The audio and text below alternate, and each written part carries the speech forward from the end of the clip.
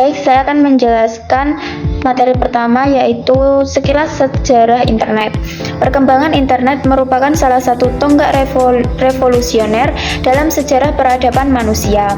Internet berasal dari gagasan untuk menghubungkan berbagai perangkat komputer sehingga mampu berbagai informasi dan sumber daya tanpa batas ruang dan waktu.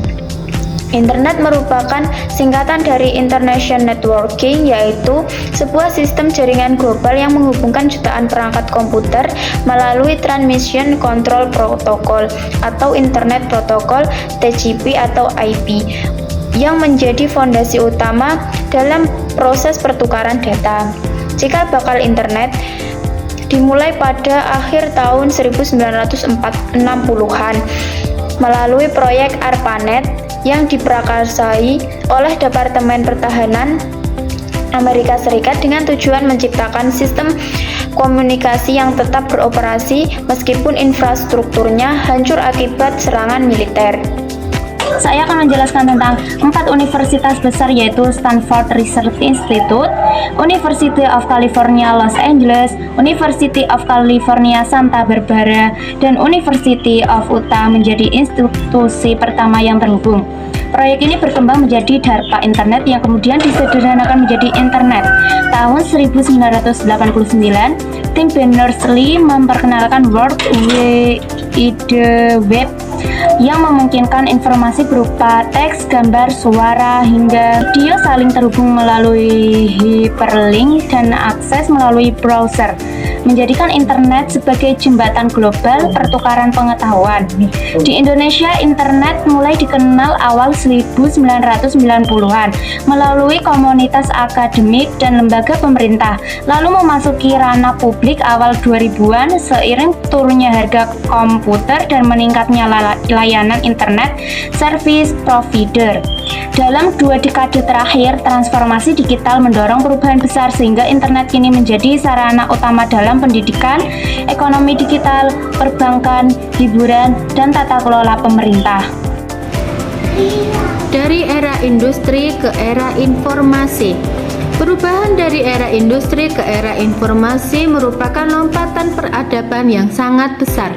Jika pada masa industri keunggulan bersaing suatu negara atau perusahaan ditentukan oleh kepemilikan sumber daya alam, tenaga kerja, dan modal fisik, maka pada era informasi keunggulan tersebut beralih pada penguasaan data, pengetahuan, dan teknologi.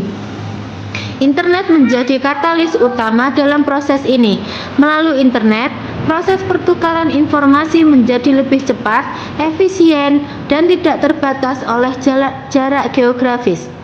Perusahaan dapat mengelola rantai pasok secara real time. Pemerintah dapat menyampaikan informasi publik secara transparan, dan individu dapat mengakses sumber pengetahuan dari seluruh dunia hanya melalui perangkat genggam.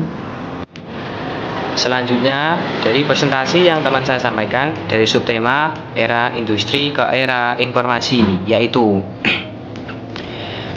transformasi ini membawa perubahan besar dalam bisnis, di mana perusahaan tidak lagi bergantung pada aset fisik untuk menciptakan nilai, melainkan pada model bisnis digital berbasis data seperti platform ekonomi, cloud service, dan artificial intelligence yang menjadi tulang punggung ekonomi global. Namun, perubahan ini juga menimbulkan tantangan berupa kesenjangan digital, isu keamanan cyber, dan kebutuhan regulasi untuk melindungi privasi pengguna tanpa menghambat inovasi. Web 2.0 membawa perubahan besar dari Web 1.0 yang statis, karena pengguna tidak hanya sebagai konsumen informasi, tetapi juga produsen konten atau user-generated content. Kehadiran blog, media sosial, dan platform kolaboratif menciptakan nilai baru di dunia digital. Potensi ekonominya sangat besar, yaitu perusahaan dapat memanfaatkan data pengguna untuk promosi, riset pasar, dan pengembangan produk. Sementara UMKM bisa memasarkan produknya secara global dengan biaya lebih murah. Namun, peluang tersebut juga diiringi tantangan seperti penyalahgunaan data pribadi, penyebaran informasi palsu, dan dominasi pasar oleh platform besar. Saya di sini akan memperselesaikan subbab dari bab 1 yang berjudul Nilai Internet dalam Aspek Kemanusiaan. Internet bukan cuma soal teknologi dan ekonomi, tapi juga punya peran besar dalam kehidupan manusia sehari-hari. Di dunia pendidikan, internet membuka akses tanpa batas ke berbagai sumber ilmu, jurnal, dan kursus online. Sehingga siapapun bisa belajar kapan saja dan gimana saja. Dalam dunia politik, internet jadi ruang baru untuk menyampaikan pendapat, ikut kampanye, bahkan mengawasi jalannya pemerintahan itu sendiri.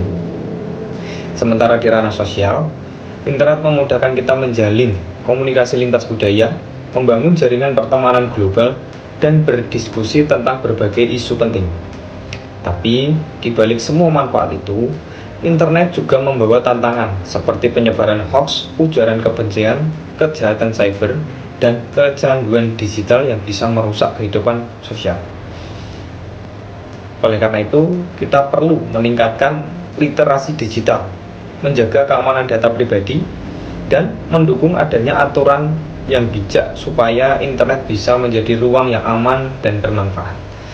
Dengan cara itu, internet bukan hanya jadi alat komunikasi, tapi juga fondasi untuk masa depan manusia yang akan datang.